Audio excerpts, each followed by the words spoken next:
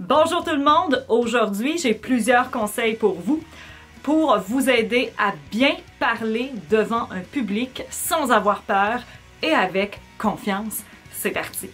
Que ce soit la millième fois, que ce soit la toute première fois, chaque prise de parole en public, c'est sûr et certain qu'on est nerveux. Pourquoi? Parce que c'est important pour nous. Saviez-vous que l'une des plus grandes peurs est la peur de parler et même de chanter devant les autres? Et oui, c'est l'une des peurs les plus communes. Je me rappelle, je détestais les oraux.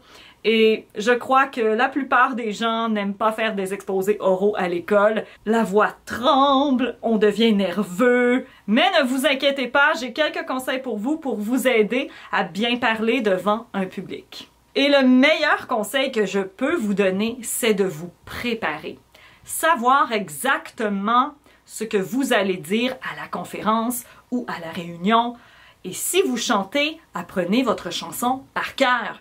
Tout commence par la préparation. La préparation, c'est 90% de votre réussite. Bien sûr qu'il y aura des imprévus parce qu'on ne peut pas prévoir à l'avance ce qui va se passer devant un public. Il y aura toujours des surprises et il faut être prêt aussi à accepter qu'il y ait quelques imprévus. Ça fait partie du jeu. Mon deuxième conseil que j'ai pour vous, c'est travailler votre respiration, mais surtout apprendre à gérer votre souffle. Les exercices de relaxation et de détente peuvent vraiment vous aider à mieux vous préparer parce que ça l'aide à la concentration. Si le corps est stressé et que vous essayez tant bien que mal d'apprendre par cœur votre script, ça ne fonctionnera pas, surtout si vous êtes à la dernière minute. Donc, la préparation mentale, mais aussi vocale, est très importante. Il ne faut jamais oublier l'importance de la relaxation.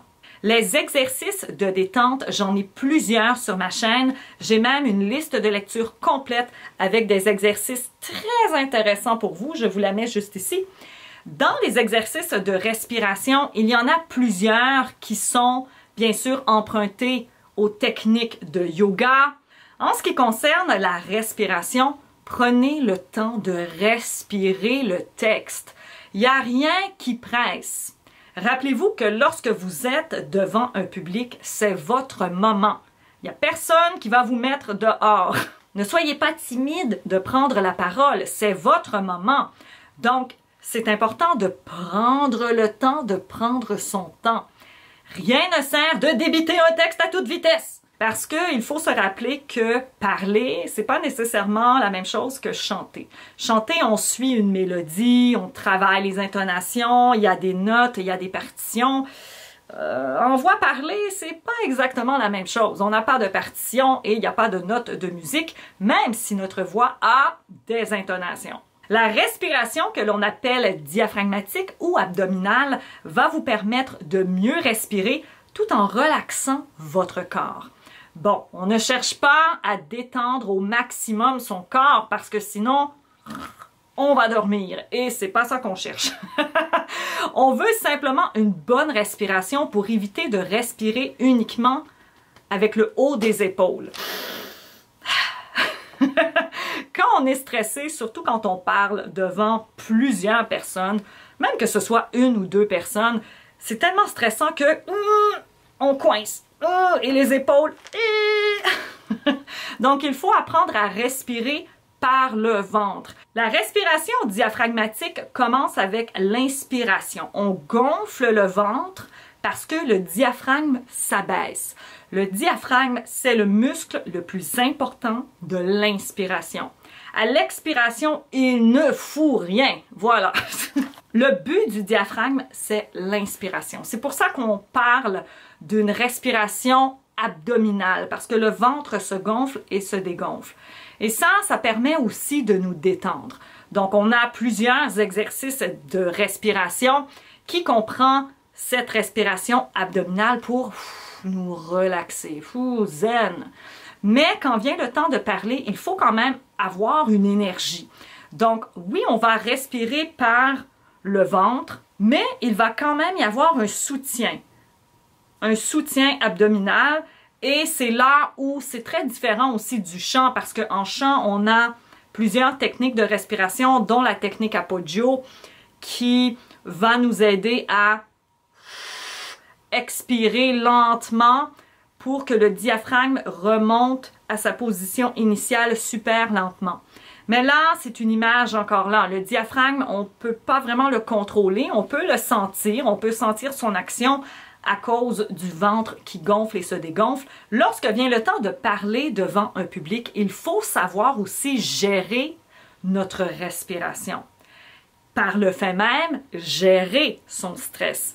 C'est la première étape et l'étape ultime pour bien parler devant un public. Oui, il y a la diction, oui, il y a la pose de la voix, mais si vous ne savez pas dès le départ gérer votre respiration, apprendre à bien respirer et respirer aux bons endroits dans votre script, parce qu'il n'y a personne qui veut entendre une voix monotone.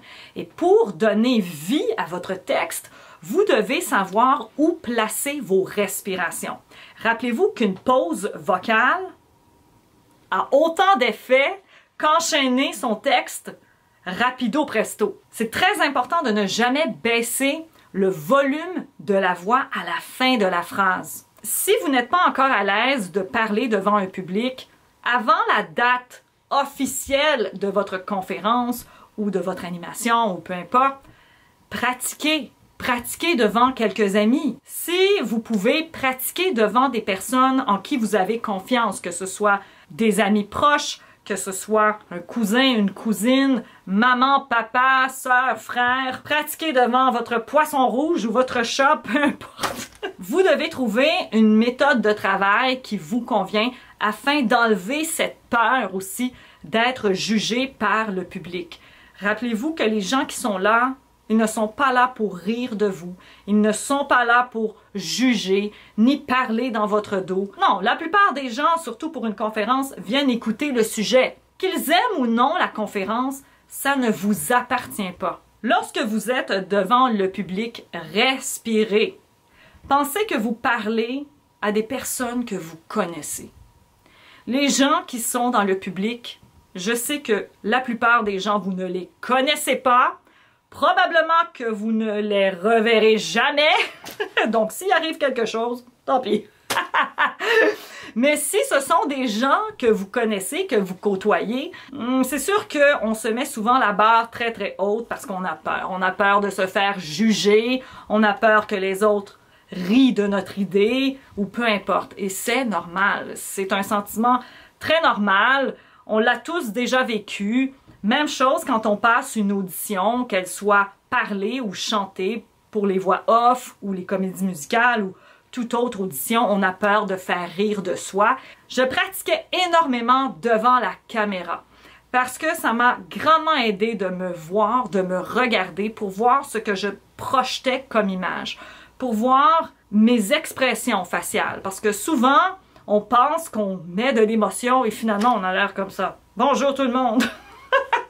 Donc, c'est important de se regarder parler, de se regarder chanter aussi pour voir nos expressions. Ne cherchez pas la perfection. Si vous vous trompez, vous vous emmêlez dans vos idées, vous avez oublié votre texte, vous ne savez plus où vous êtes rendu, c'est pas grave, c'est pas la fin du monde, on n'est pas parfait.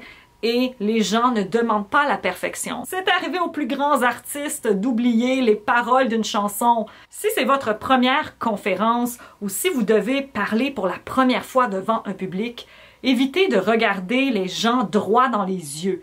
Ça peut vous stresser, vous déstabiliser et c'est peut-être pas la meilleure approche pour vous pour l'instant.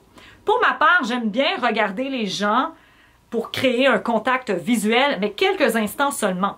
N'allez pas fixer tout au long votre maman assise dans le premier banc. Ce que je vous suggère de faire, c'est vraiment regarder le dessus des têtes, mais jamais droit dans les yeux. Bonjour! Ça fait un peu peur aussi. Donc, on essaie de rester cool, décontracté et pas nécessairement penser « Oh, c'est un discours officiel ». Mon dernier conseil concerne l'habillement. Choisissez des vêtements dans lesquels vous êtes à l'aise. Mais là, attention! Allez-y pas en pyjama, c'est pas le but. Allez-y dans des vêtements confortables mais professionnels. Vous devez vous sentir à l'aise de bouger vos bras, de vous asseoir. C'est la manière dont vous allez livrer votre message qui est importante. Alors choisissez des vêtements dans lesquels vous êtes confortable, qui font propre et professionnel. Et bien sûr, buvez de l'eau, restez hydraté. Ayez toujours un verre d'eau ou votre bouteille d'eau à portée de main. Pourquoi? Parce que lorsqu'on parle beaucoup, on est stressé. Bien sûr, la bouche peut devenir extrêmement sèche. Donc, on doit prendre une petite gorgée d'eau ici et là pour venir hydrater nos cordes vocales, hydrater notre voix. Parce que plus la bouche est sèche, plus ça affecte la qualité de notre voix et la diction.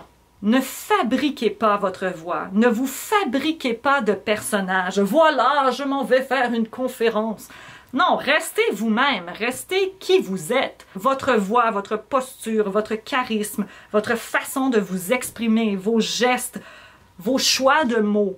Tout ça, c'est vous et ça fait partie de votre personnalité publique. Et n'ayez pas peur de vous tromper.